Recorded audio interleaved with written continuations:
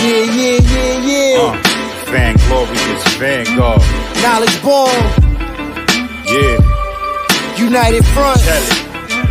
What you want, what you want, what you want. To the Knowledge Radio. We in here.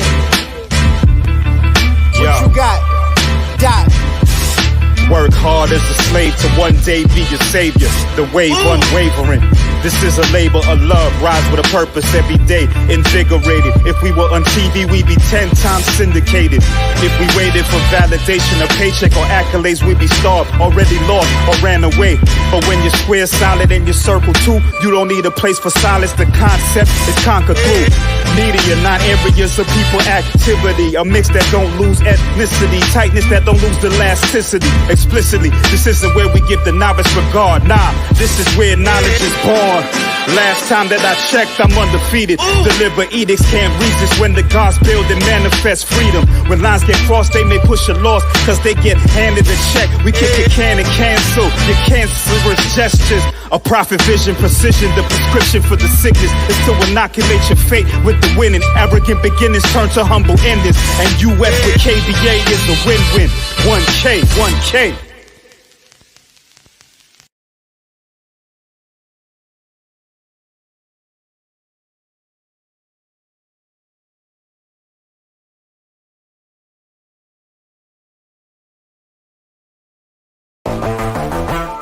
This Ty here, RBG, repatriation the situation. I just want to let y'all know I hear all that shit y'all talking. You know in your heart of hearts you can't fuck with this. You knows that. Why I'm tripping, y'all knows that. Let's start talking, let's get into it. Whoa, hold up, what they talking about? I hear you. Matter of fact, fuck all that they talking about. Fuck all that yakety yak, wanna run they mouth. Machete clappity clap, oh goon run them out. Crossbow, show say arrow, hunt them down. Babaloo, why you clean off, it ain't nothing now. 30,000 in the air, my phone still on. Writing rhymes, earphones, with the kill on. Get the skill on, little homie, the real on. EI's getting the chill on, watching me get my meal on. Take a stand in the wreck, get my build on you. You disrespect the whole set and get your still on. Maduke where if you can, get your bill on. Debit card swipe up performance is getting tighter. I'm older and plus I'm nicer the most. Shoot it, I sip on. Most of y'all skip the protocol. Trip on forces and slip, bust your head. Train of thought wreck, you there, didn't do what your goon said. Now it's cold red, skeptics is begging to get my heel on. Back like I never left, proper like a sweater vest. I'm the ancestors' favorite rapper, Megadeth. That's true. No guitars though, just a hard flow. That's true. Nicest priest on these beats as far as bars go. A Joshua Eli's on my chest as far as scars go. Stars go to Fargo, stand and rock for photo ops. Bypass their own hood like they don't know the block. Faking culture shots like they forgot them struggles. All befuddled when that muzzle blast cats be like. Suffering succotash beats, concrete, street with sophistication. Repat nation, we deep, baby. Plus RBG certified, fly like the butter with the golden box cutter. Hello, yeah. She's so flirtatious, smile like the Nile, her booty so outrageous. Classic yet refreshing, just to know you is a blessing. Peach schnapps in the flukes, here's a toast to patience. Oh well, a closed mouth don't get fed. She came to bed and woke up with your moja on her head. I just wanna see the fam blossom. Inhibitions, I lost them, I'm feeling awesome. My shit.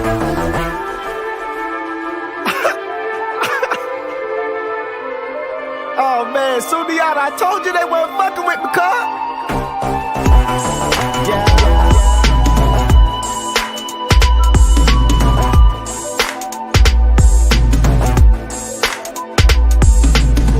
Ask yourself that. Why do you eat food? You need to ask yourself, what is food? Because we got consumables, as acidic, dry, whatever you want to call it, and then we got alkaline, wet, real food. We got fake food and we got real food. Now, you growing up in this world, I don't know how old you is. If you my age, you 20, you 28, 29, we is the last ones to know what real is. These jits don't know what real is because they being raised on the fake. So they put the germ in the seed. Roundup ready. They put the germ in the seed. They got fake seeds. So I'm telling you, this is war. Yeah. This is fucking war. You got to learn the real and you got to decipher from the fake because it's getting hard to tell. And that's my message.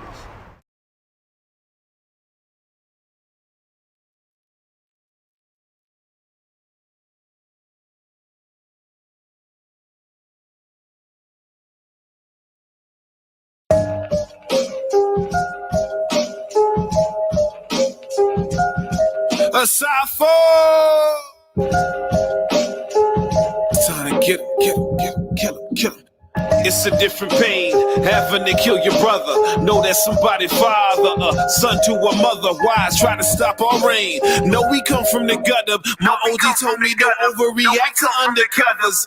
It's a different pain, having to kill your brother. Know that somebody father, a son to a mother. Why try to stop our reign? You know we come from the gutter. My OG told me don't overreact to undercover. Paint your pictures, this not even worth 1,000 words. Try to stop our rain and then the clouds emerge of bub ops talking wild absurd. I draw too, but the style ain't learned. Eye of a tiger, so what you saying that the stripes ain't earned? The lead out them pipes ain't burn. I'd rather choke on gun smoke. Tell Pastor Green to pass the green, masking beams. Sucker out of balance, knock off half your team. Gunners jump out the Hummer, smash your beam. Ain't that supreme? Before I die from friendly fire, I gotta go gasoline. Before I even question marks, I'ma ask them, please. Am I my brother's keeper? Am I my brother's keeper? Hey, who record except polices? Hate to hit you with the hammer, because inside the judgment deeper, you can hate yourself and say you love your people.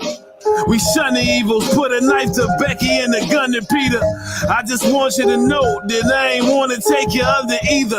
You better hope I ain't the one to see you. It's a different pain, having to kill your brother. Know that somebody father, a son to a mother. Wise try to stop our reign. No, we come from the gutter. My OG told me don't overreact to undercovers.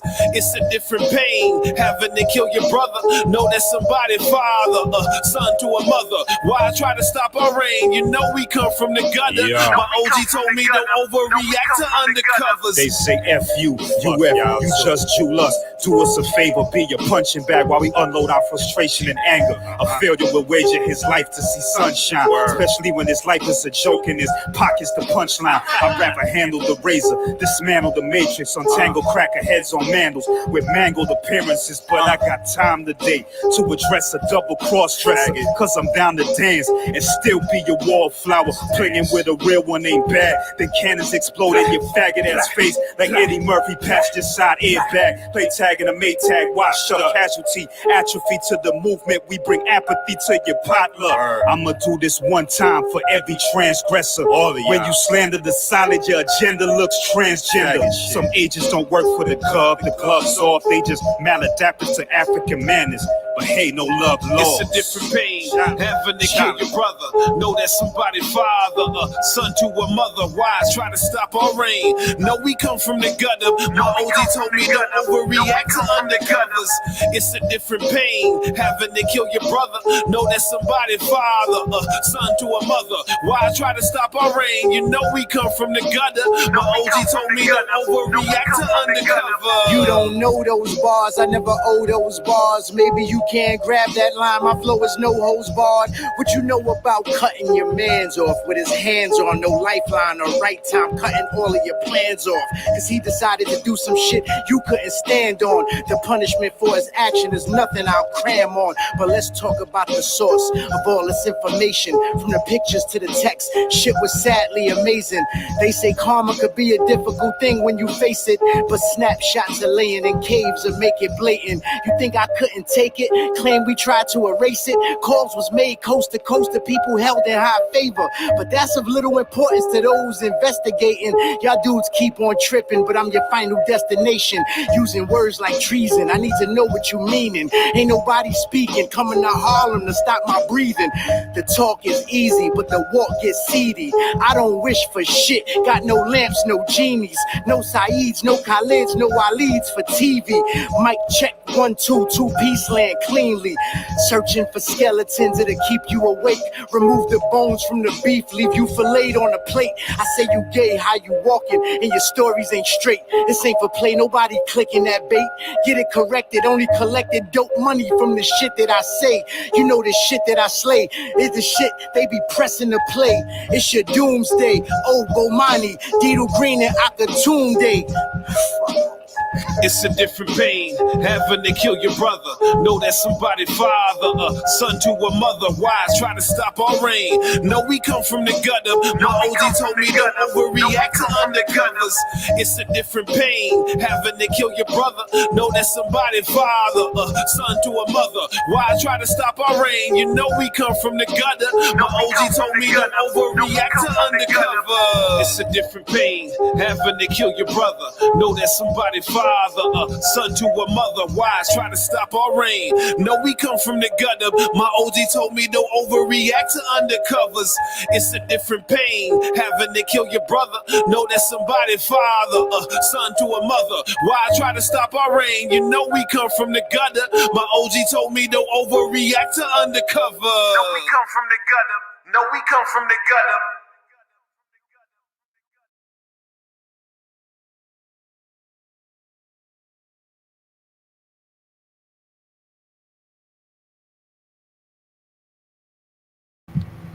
Right, y'all, Black Power, peace and Black Power family. Welcome to another episode of Do Knowledge Radio and a special edition cross collaboration with Alkebulan News. We in the building, and y'all know damn well I couldn't come to the A and not come see my brother, man. Son Luke, right? You understand what I'm saying? Power. So it's a beautiful opportunity to be here in collaboration with you, with your platform, with our platform, a platform for the resurrection of the insurrection in every African. Yes, sir. So we're here, and I just want to discuss a couple of things with you. You know, historically, we look at African people in our plight, whether it's in the diaspora or on another continent, and we often highlight the things that made us great. Mm-hmm. But we don't take enough time to kind of dig into those, aspects that caused our decline. Mm-hmm.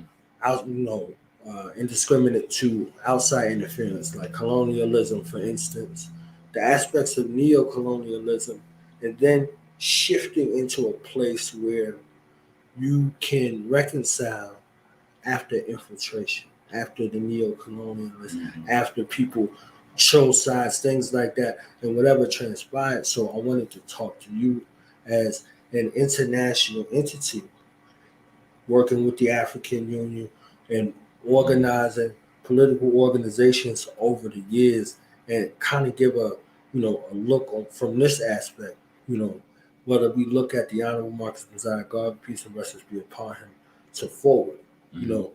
How could things have been salvaged within the UNIA or ACL and other organizations going forward, and even people just getting together. As soon as we get together, it comes like some kind of, if we got three people, one of them on the payroll for the fucking enemy. Right. You understand what I'm saying? Right. Or one, they're there, and what they hear, sparks that fear in them, and then they begin to report. You see what I'm saying? Right. So, organizational safeguards, things like that. And from that vantage point, how would you say, kind of looking at that historically, how did some of our organizations, or how can some of our organizations, kind of heal and come back together, reconcile after infiltration? As you mentioned, the Honorable Marcus Mosiah Garvey. So we'll look at situations where we were able to reconstitute ourselves and situations where we were not. And although I consider historically for the message of Marcus Garvey and the UNIA to be reinstituted in his cubs as he predicted, the organization itself, as was originally constituted, of course, was destroyed. In that, seeing with Garvey's situation, first let me say this. As an overall factor in African people and betrayal, African people have this tendency, right, this tendency towards individualism and self ego. And that's when you study history, that's the thing. Historically, over time, we've seen, even looking at Kemet and some of the things that transpired with Hatshepsut, Akhenaten, and others. So we don't, so we study it from a practical point of view in regards to the historical perspective. But these things, I think, even coming down to the time of the European invasion of Africa, or even before the Arab enslavement of African people. Think about that type of betrayal through religion, right? Whereby which people are converted to that particular religion and then turn back against the people who their own people.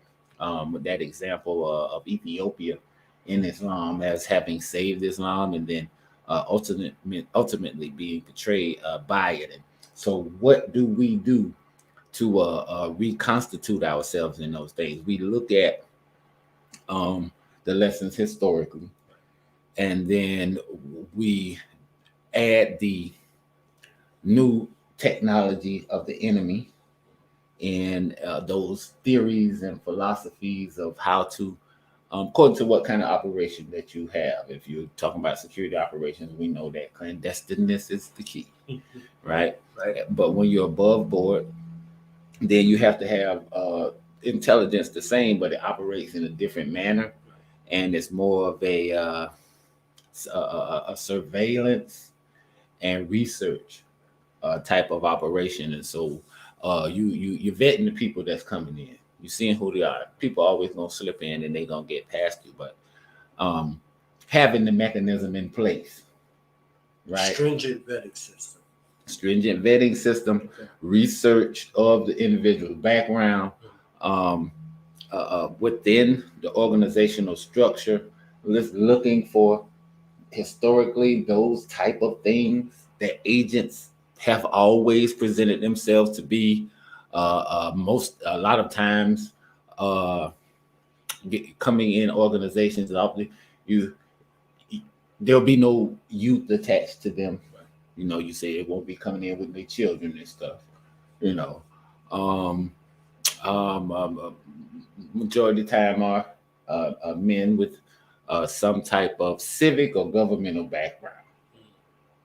If not divulged upon meeting, then maybe through one's research, you can find these type of things out. So for expediency, these type of things, you find those things in the commonality of agents historically, and you apply that to anyone that is becoming a new member of your organization. And so with Garvey, that all-out attack from inside, outside, and governmental, right? So, and when you study philosophies and opinions of Marcus Garvey, you will see these certain people within there playing these facts. W.A. Domingo, and of course, the argument with him and Du Bois, and the brothers from the African Blood Brotherhood, and him being shot, and Mommy Amy tackling the guy George Tyler down the steps, and then the setup of the organization for mail fraud. So we're looking at an all-out attack. So Garvey, through the pressure of the organization, is able to regain his freedom, although having served years, having been released before that full term, going back to Jamaica, and now seeking to reconstitute that organization, right? And so you'll see through that history, his going back home, participating in politics there, losing miserably, reconstituting the newspaper so that it can keep be up and going again, going back to England to firmly establish that, and continuing to work to try to reconstitute the organization, but being separated from the main population of the organization, which was in the United States. The infiltration and just the betrayal of the people who were inside. Now he gone. We're gonna sell off this, sell off that, and not honor the code of the organization. So in Garvey's last years and working to this, I mean, this reconstituting the effort at reconstituting the organization actually cost him his life. The stress of it directly, contributed to the weakening of his heart and the strokes that he had. First having one, and then trying to pull himself back to health, and then reading about him having already died, and then transitioning at that point. And psychologically, when you think about these things outside of the security parameters that we discussed, that should be a part of one's operation. When you study, you examine the leadership of an organization. Look at the foundation of their ethics and in their history. It's a shame to have to do that, but before you get yourself involved in something, you can, like the majority of the organizations got, if they're of any substance in history, they got them in there, right? So you need to look at, well, you go in there, whether you want to expose yourself to what's already there. You know what I mean? And then look at personally how it is you approach organizational work. But from the standpoint of Marcus Garvey and that reconstitution, that was made difficult.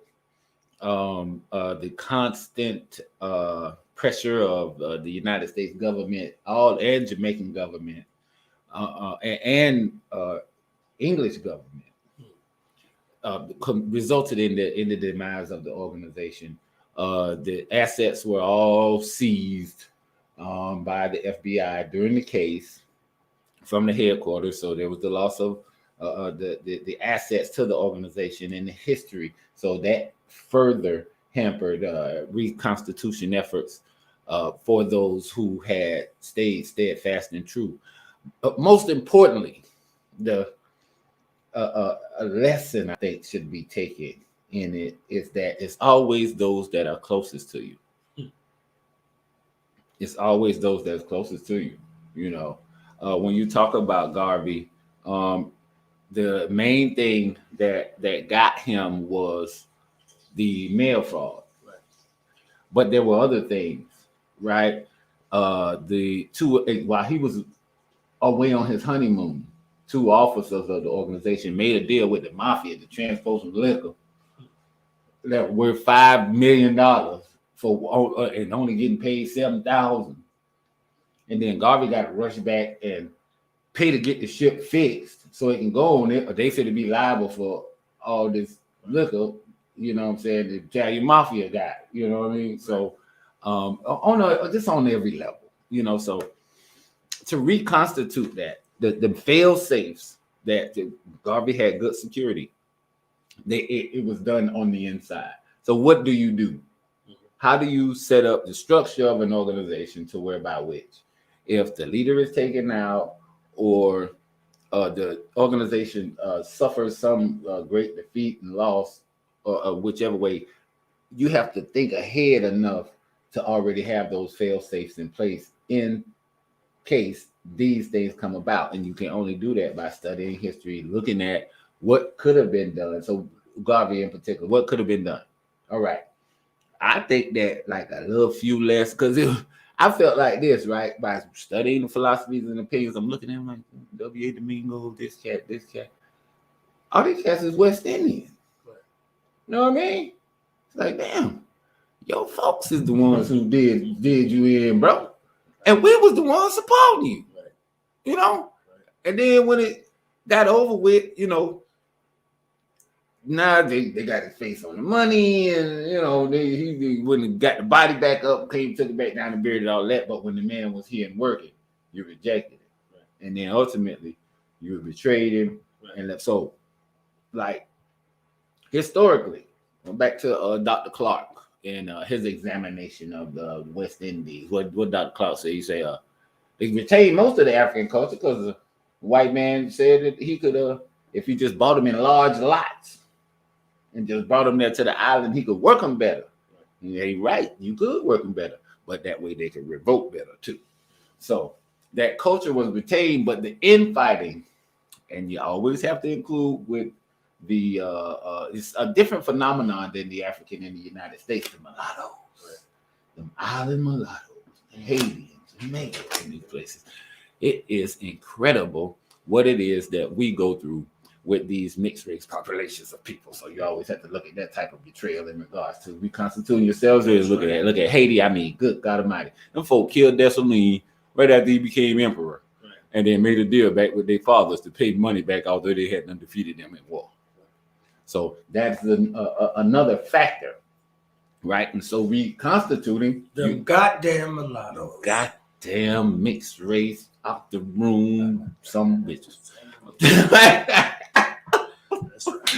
They get them there. Them boys get your ass every time, man. I mean, all the way across the board. Look at Cape Town, South Africa, a town full of mulattoes. All of them go sign up, be the police.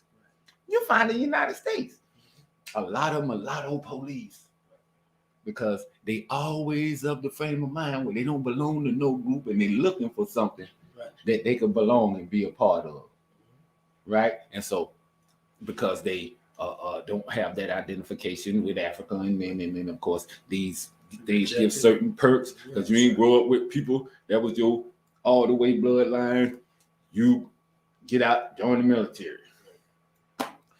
You know what I'm saying? Oftentimes these mixed race children go through given over to foster homes. You go through adoptions, right? The white side just don't want it. If you want it, we got to, you know what I mean? Right. So these are all factors when you're talking about betrayal and things of that nature. So to conclude in respect to Garvey, although the organization foundation was solid and strong, and over time was able to be reconstituted, right? When the direct attack came and the betrayal from within, from without, within the Black community, and imperialistically by several European governments, it failed in being able to reconstitute itself after those particular attacks to the level that it had operated just previously a few years before. Those years from 25 to 27, right? Because things were still going on, but the energy just kept waning. The organization came under constant attack. The infiltrators were still doing things. Dubois and others were steadily attacking the organization. The squabbles with, like I said before, the African Black Brotherhood and others within the community just made it where that organization could not continue to carry the spirit of it without the presence of that great leader. And that's another thing that we often discuss. I want to ask about 2 examples right there because you go on someplace. I just wanted to stay with it because we gave a diasporic example of a very powerful and prominent organization that was working globally, and people have repatriated and everything from that guys. Now I want to look at the continent for 2 examples of 2 prominent world leaders in regards to betrayal: Kwame Nkrumah and Patrice Lumumba. These are continental examples. You see what I'm saying? Has the people who had been affected by the betrayal, had they ever moved forward from the loss that they suffered from Patrice Lumumba? You know, us as a collective, and them, you know, from a continental perspective, from Patrice Lumumba and Kwame Nkrumah. Well, I just want to say this as a caveat, and you'll see further on how it is relevant. But in that conversation, I like to include, to make the connection from the diaspora to the continent, the Cubans. But of course, Nkrumah, that was crazy. So he goes to Vietnam for the conference in solidarity, and the army coups him, arrests the members of the government, don't allow him to return.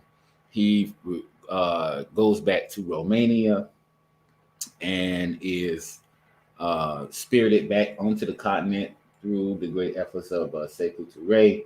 And not only that, but Sekou Touré opens up his presidency, the office of his presidency, to make Kwame Nkrumah a co-president with him. And of course, the great Kwame Ture Stokely Carmichael served as the secretary for both of them. And so during this time period, they were seeking to reconstitute. They was going back. Kwame told us about him going back there and blowing up the military barracks, right? It was carrying out operations back in the country. But the thing that got Nkrumah was their relationship with the tribal elders. Bringing socialism into being on the cultural level, creating communes, restructuring farm programs, nationalizing industries, which brings pressure from Western nations that is applied to the people due to lack of goods, access to materials and things of that nature. And then they start looking at you like, hey man, where the butter, where the eggs at? You know, where the milk? So in that argument, in that debate back and forth, I think the elder lost that struggle. And that was the ultimate thing that made the people not overthrow that military dictatorship that had pulled that coup, because of the elders and their organization of anti-Nkrumahism, anti-socialism in Ghana at that time. He was just too far ahead of his time. Right. Now, a staunch position that we saw in the writings and we saw in the work was just like we talked about the mulatto factor. Mm-hmm. He spoke very heavily and strongly about the neo-colonialist factor. Right. Neocolonialism, the last stage of imperialism. That was the volume that he left us. Very rare. You can get your hands on a copy of that one. But of course, the neocolonialism, when the enemy uses your own people to control your land, labor, and resources. Right. I need them to hear that. Neocolonialism, when the enemy uses your own people to control your land, labor, and resources for the benefit of those imperialist nations, right? So, in Ghana, that it was odd, that transition of power, because the military was holding it. Then Jerry Rawlings, it's so hard to pin him down, right? Because he tried to portray himself as a Nkrumahist, but he came from that military background that actually pulled the coup and was actually remotely involved, right? So it's like, bro, that was a smooth trick you pulled. You kept the relationship with the tribal leaders, didn't change. You changed back all them nationalistic programs Nkrumah had put in place.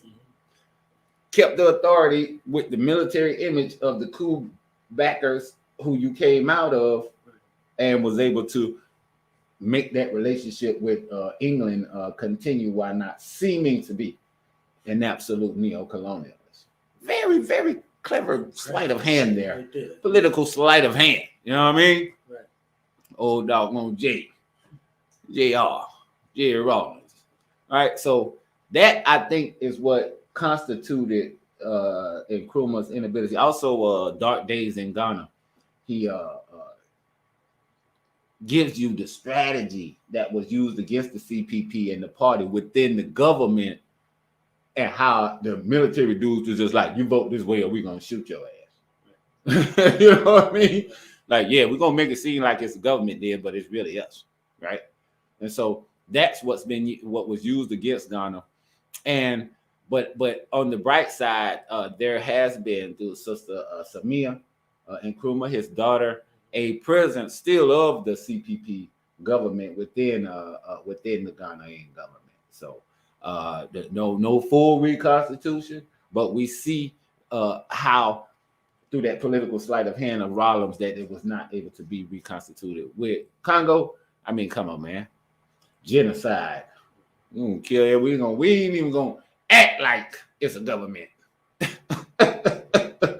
This put on leopard skin tights, and put my little hat on and wave the staff around and tell them, hey man, if you don't do it, we're gonna strafe you with the airplane. You know, millions dead in the Congo under Mobutu. And then when this is where I said you have to bring the Cubans back in on it, because okay, remember, Fidel sent Che in 65 to try to stop Lumumba from being murdered. And he said, when he got there, Kabila, who ended up eventually becoming the president almost 30 years later, was indisciplined, drunk, did like lay up with the women, right? So those was his boys. These Fidel boys, they the best. That's their report. You know what I mean? No reconstitution. Mobutu got the Belgians in the United States behind him. You know, they got paratroopers. They jumping out of airplanes when the Congolese army did try to. You know what I mean? Back Lumumba. Boys came from out the sky. They locked up their weapons from them. You know what I mean? They could not defend themselves. They could not defend what Lumumba had built. And so Mobutu took that back over. And then as the struggle progressed further south in Africa with the frontline states, in Angola, and Zimbabwe, and Mozambique, and South Africa, and Namibia, that combination of Mobutu now with Savimbi is probably the most frightful episode of neo-colonialist genocide on the continent. It was probably in the history of the world. When you look at what they did in Angola and Namibia, first of all, the South Africans had them wiped out whole tribes of people in Namibia. The Sand people, the ones who live in the desert, it's tribes of them. When we were there, we go in these caves and you can see the writing and you take pictures and you go back like, what is this right here? They're like, oh yeah, nobody speaks that language anymore. Like, well, when? It's a pictures from 1906 with them people. Look at them right there. They got their sheep and their little goats and they got their tight little nappy ass hair and they kind of light skin, look funny, right? Well, where they at now? They ain't here no more. So South Africa wiped out whole tribes of Africans down there in Azania and up through Southwest Africa, particularly after they were given the administration of it after World War I and the defeat of the Germans. So after the defeat of the Germans, the South Africans took that war to Angola's border. 75. Savimbi, along with Mobutu, along with another group that was faking like they were socialists, the FNLA, were under Holden Roberto, all attacked UNITA. I mean, all attacked the MPLA, right? And so Fidel is like, nah, I ain't finna let that happen right now, right? So this defeat, right? They was beat. UNITA was coming from the south, Mobutu and them coming from the north, right? And Fidel landed there. I'm talking about they landed in the nick of time to save the city with them multiple launch rocket system. You know, them Stalin's organs. Stopped them on the road to Luanda. So once the Cubans reorganized them and the APLA troops were able to get adequate training, Cuba was able to provide air cover with the MiGs.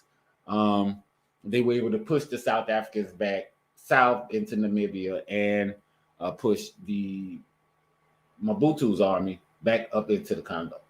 And so, but as these South Africans, and you just keep in mind, because part of the land in South Africa is governed by the British. It's like two different countries. It's like a board, the Afrikaner side, there's the British side, and they got different states and stuff like that, right? So keep Zimbabwe in mind as we're discussing what's going on over here in Angola, because what happened was the ANC and the PAC troops ended up operating in both zones, right? In Zimbabwe and also with the Cubans and the Angolans. So after in '88, the South Africans came back again. And of course, Fidel told them again, no, 400 tanks, 20,000 troops, MiGs, rockets, everything, right? Turn it back at the Battle of Kuto Kunavale, right? The largest land battle in Africa since World War II, 1988, Battle of Kuto Kunavale. So with that defeat, right, of the South Africans, the United States wanted to negotiate, and because they realized that Fidel had them drove past the Namibian border, went to the Orange River right there, and trying to build a bridgehead to get over there. So the United States like, hold on, time out. Okay, this is what we'll do. We'll make South Africa stop being an apartheid government and let the political prisoners out, and y'all just don't come in, but the Cubans, y'all gotta go home. Right? So Fidel was like, I don't trust these crackers, so this is what I'm gonna do, y'all. We're gonna fake like we took equipment back, and we're gonna leave some of it. Well, we just say we gave the Angola. They bought it. We know they gave us some money. We don't care anyway, right? But I want 20,000 of y'all Africans from Cuba to take citizenship in Angola and stay there now. Keep your supplies and bread, y'all. You can't join the military. Just make it little secret little military organizations and stuff, private security companies. Just hang out and help the comrades. So that's what was able. That's why Angola was able to reconstitute itself. It was because of that support. It was and that provided the support to the Battle of Kuto Kunavale in '88. Took the pressure off of Zimbabwe because in '80 they won their liberation, but the United States and Britain and the Lancaster Agreement said that they're gonna get their land back and pay the farmers who own the land in Zimbabwe, and then they'll cut their ties, but they lied. So Fidel beat South Africa in '88. United States and England ain't no bridgehead now because South Africa is out of apartheid. They can't launch strikes in Zimbabwe from across there. And then, of course, Mugabe going to take the damn land when the 20 years was up, when they said they were going to do it by. And that is the reason for the land reform in Zimbabwe. So the Cubans were able to actually make both of those countries be able to reconstitute themselves as victorious African independent nations, right? Free of the IMF and World Bank loans, because Angola got oil and diamonds, you know what I mean? Zimbabwe have been reconstituting their farms, and so they were able to pull themselves out of that betrayal that occurred, that neocolonialism within, particularly Angola. Man, that's incredible. This boy Savimbi probably was the worst ever, right? Jonas Savimbi, trained at the University of Wisconsin, leader of UNITA in Angola. This guy, United States, not only did the United States give him Stinger missiles, right, which were prohibited trade weapon, but they gave him so many landmines that Angola has more amputees than any nation in the world, with a population of 12 to 15 million people. So that is the legacy of neocolonialism in Angola. But even with that, they turn it into something where the international spotlight has to stay on that neocolonialism that them people still witness and experience, planting it in the farm fields. Nowhere people go plant food at. No, ain't gonna blow their legs off. They ain't putting it on military tracks and bases and vehicles. He blown up the people, right? And so, that was our job when we was there dealing with them landmines. It's the scariest mess ever, man.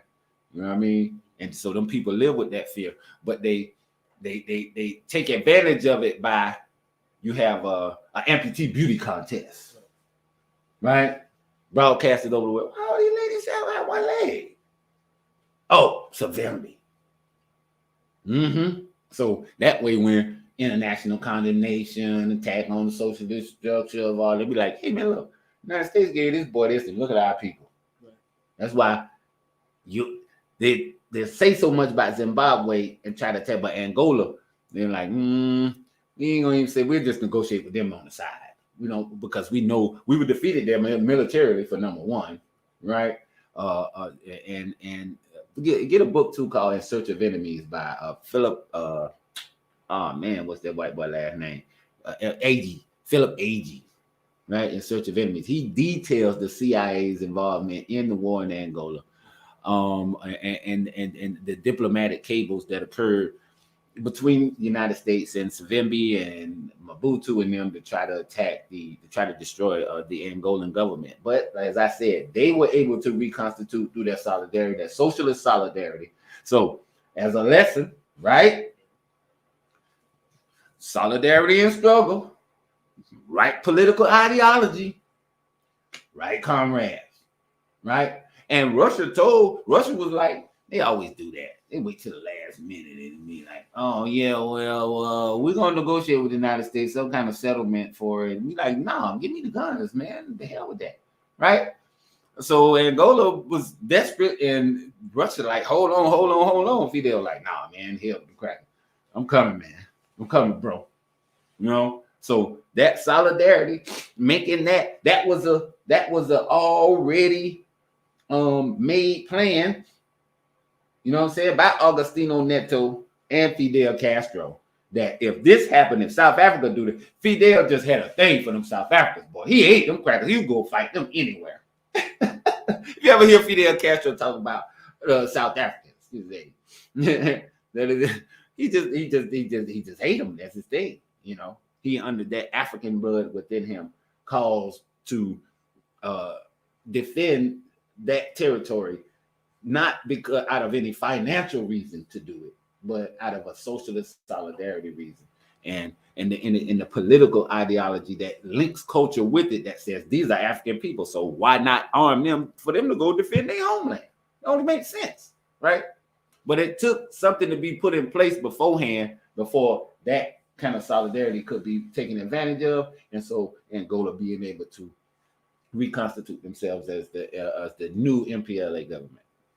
So how do you establish or reestablish organic solidarity after betrayal? That's the last point we're going to touch on. Reestablish solidarity? Yeah. Would you want to? You know what I'm saying? Hey, saying it like coming to the table. And we could use our own personal experiences. Mm-hmm. We went to the diaspora, we went to the continent, now we back right here where we are, present day. And with all the betrayal that we suffered and continue to suffer, communally, collectively, and individually, whether we look at our individual family or we look at our collective family here in America.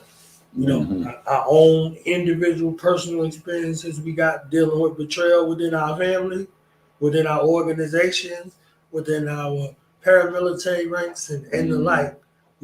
How do you continue? And then how do you reestablish after betrayal like that? Well, from a paramilitary point of view, right? Because it's like each one of those things, like you have to kind of approach different. But we always talked about the cell structure. You know what I mean?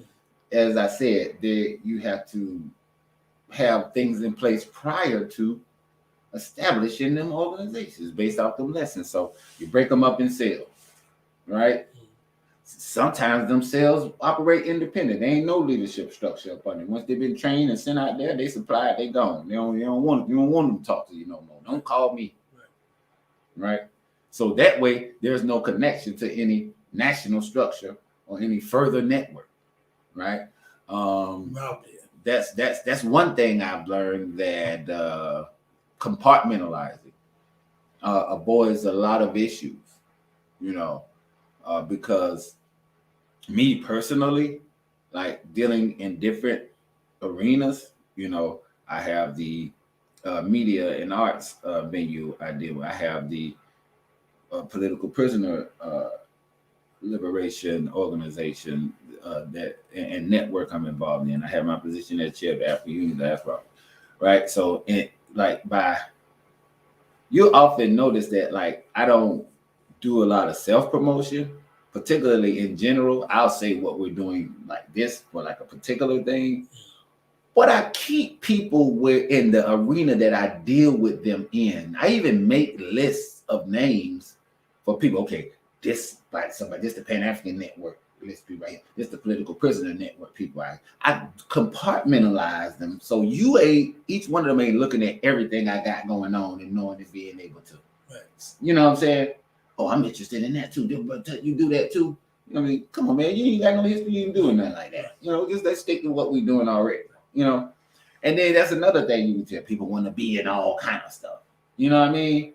You find what you do and you stick with that. That you know, and that's your lane. But as far as instances where you see it being expedient to reunify with somebody, I mean, like you said, we deal with it, you know, right.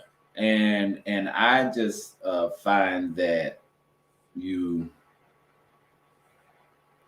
how we say, don't be alarmed, you know, by that. You know they're going to be there. You know, even if it's not an agent issue, you know that personal relations with people sometimes will fall out of whack. So the first thing is never show your hand.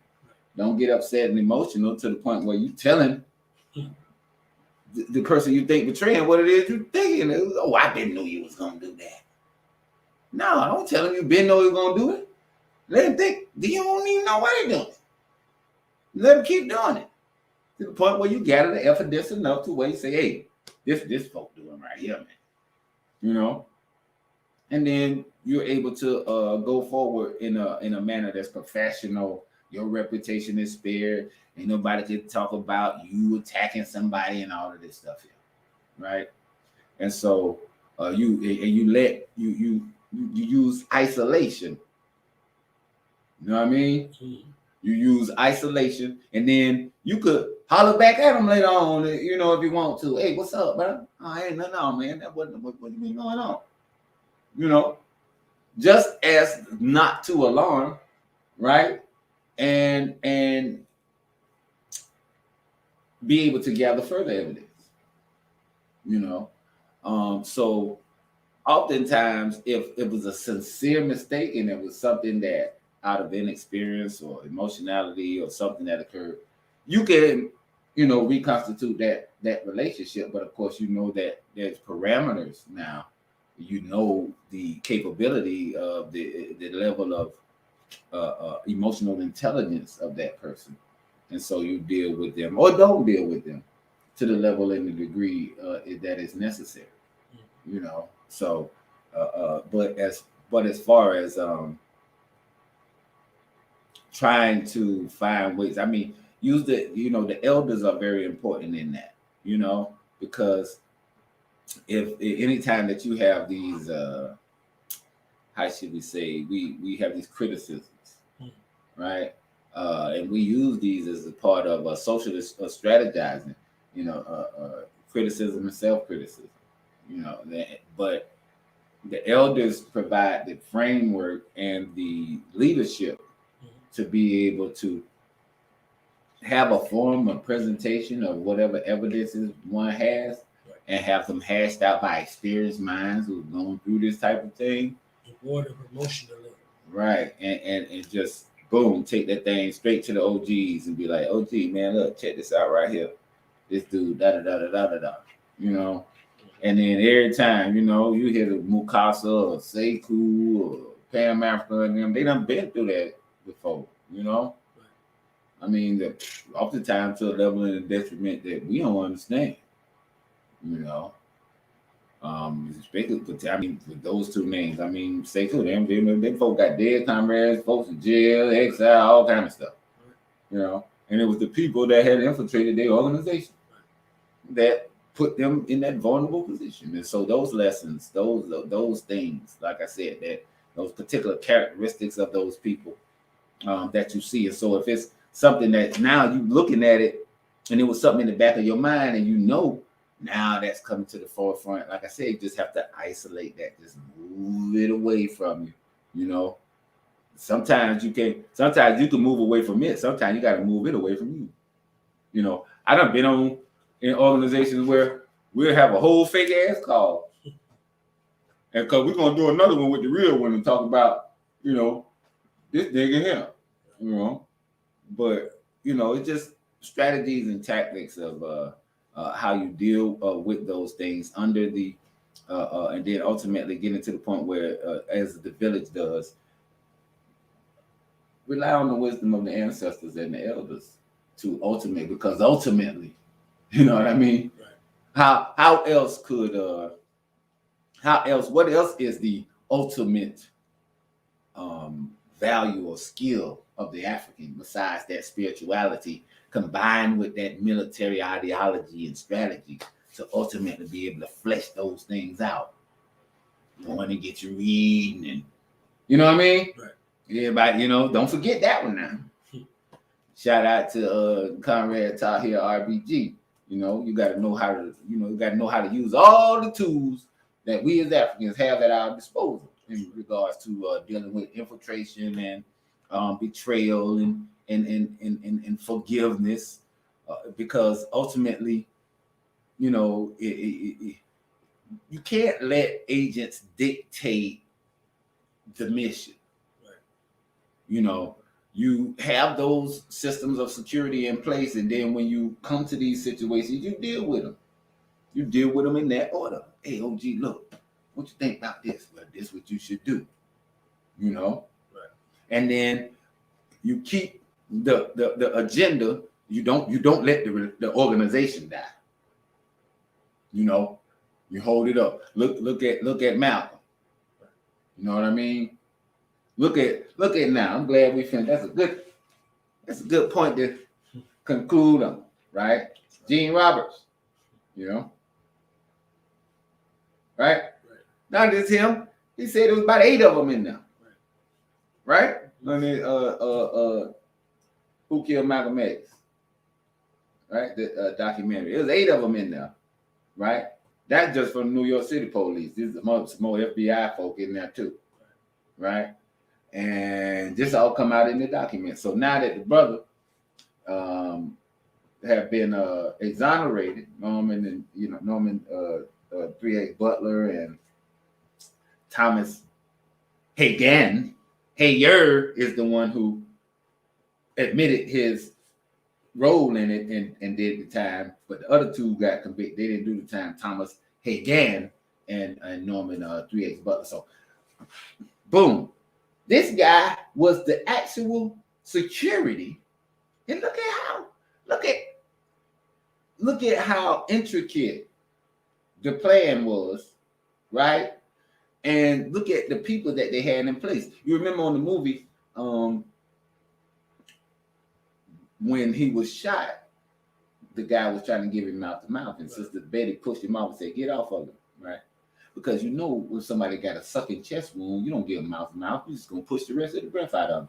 They actually had somebody there to finish making sure he didn't push the rest of the breath out of him after they had been shot him up, right? So the level of and I think Malcolm was very weary, tired. That's another thing, like that emotional health, psychological strain. You know, that type of thing. You definitely have to look out. You know, you got to know your meditation techniques, how to center and balance yourself when it comes to those type of things. You know, because it could be a heart-wrenching experience. You know what I mean? I mean, personally, me myself, you know.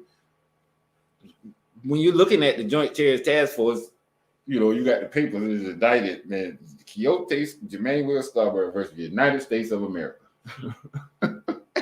Right? You're like, oh, man.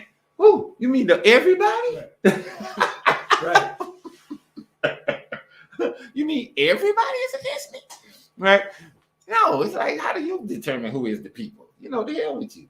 But that type I can remember from that time the heavy psychological toll of just reading those words and how it felt. you know. So that emotional strength in regards to dealing with the danger of being a revolutionary against the United States, and knowing that they are going to constantly be seeking to secure those within your ranks that are going to report information to you so that they can secure their interests in regards to maintaining their so-called democracy through their system of intelligence and infiltration of African-centered organizations. Right? So organizational structure from the front, from the top, security parameters in place. Any security elements and any above ground elements should remain separated. Right? Coalitions of the ideological likeness, nationally and internationally, should be, fostered and maintained, right? In case, you need Conrad from over there. Looking at the personal history, vetting personnel well, and researching them before you let them into your intimates, right? And just overall keeping that view of the village structure in regards to dealing with it. Remember, it's the United States government and it's political, but we still Africans, and we use our community structures and spiritual tools to deal with infiltration in our organizations. You got to have it all. You got to have security parameters and the juju. That's a great point to end it on. Final remarks as we close it out. Tell them about our Alkebulan news, where they can catch it, where they can catch you, and anything else you want to share. February 19th, you'll be catching us again here in Atlanta at the Unity Cafe. We'll be elevating Comrade Ancestor Malcolm there. Here in the city of Atlanta. You can catch Alkebulan News at the Alkebulan News channel, StreamYard, or live on my Facebook page, or the World African Diaspora Union Facebook page, where we broadcast to the continent and get response from those involved in the African Union and those governments there. As we look forward to this year coming up, having a great repatriationist effort back to the continent. I mean, because everybody is pulling forward, and so Dr. Jeffries and Professor Smalls and us will. I had to let couple of other things go to concentrate on this right here. I always been saying that. You know what I mean? So Alkebulan News Tuesdays, 8:00 p.m. Eastern Time on Thutmose Sankara YouTube, or my Facebook Live, or World African Diaspora Union Facebook page. See you on the 19th. Shout out to the comrade Zalu. All right, y'all. We are out of here.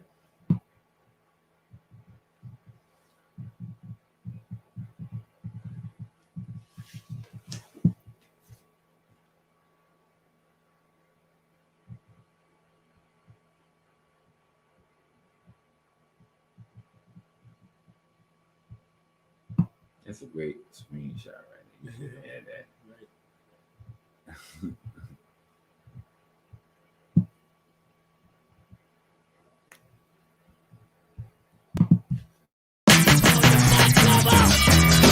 Talk to him, Dr. Clark. He called for the unity and the redemption of the African world. Salute them, Honorable Marcus We were Garvey. not ready to listen then. They might not have been ready then. There's wonder whether we are ready Ain't no doubt about it. to listen We ready, baby. now. Let's go. Yeah. Flag fly high, flag fly high, flag fly high. Black fists in the sky with the side to side. If the flag fly high, come on. A flag fly high, flag fly high, a flag fly high. RPGs on the rise, all eyes will recognize. A flag fly high, hold it high, let it fly.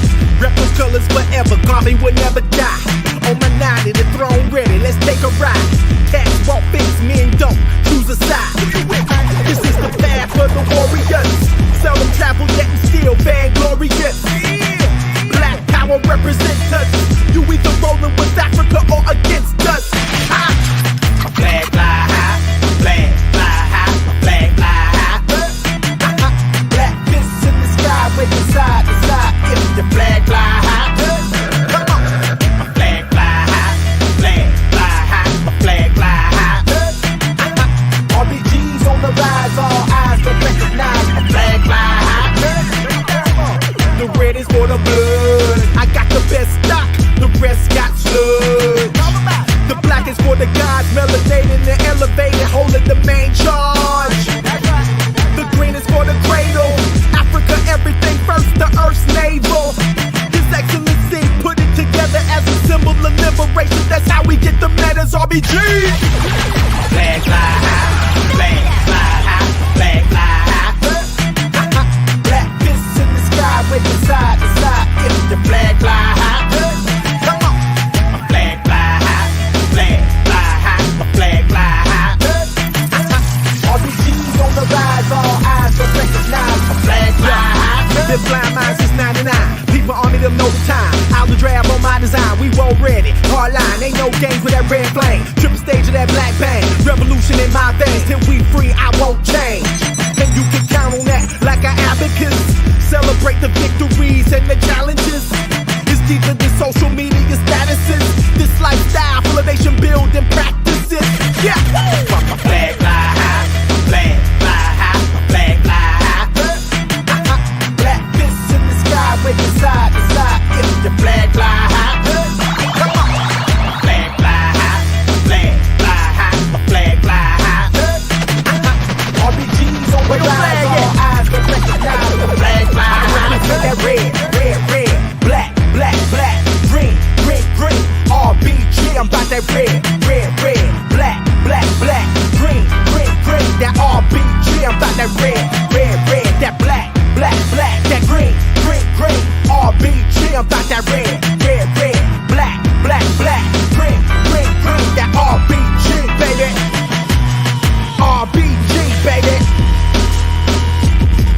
Come on. Fly high, my flag fly high, my flag fly high. Ha! Shout out to all my RBGs worldwide. Doing this thing garbage style, you know what I'm talking about? Yeah. Flag fly high, my flag fly high. Come on. Flag fly high, my flag fly high, my flag fly high. RBG's on the rise, all eyes gonna recognize. Flag fly high. Yeah. Black power. Black power. Oh, it's so for real, y'all. It's so for real.